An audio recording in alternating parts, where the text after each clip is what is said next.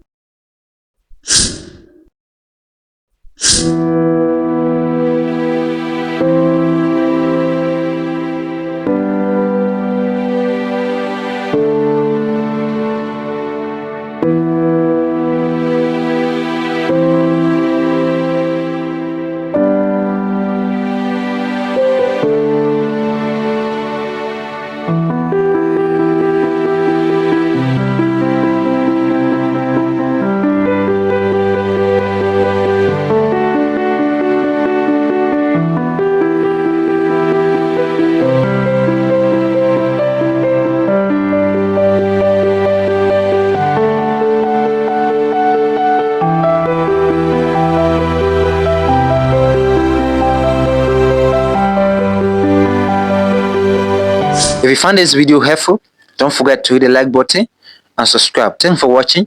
I love to see you in my next video.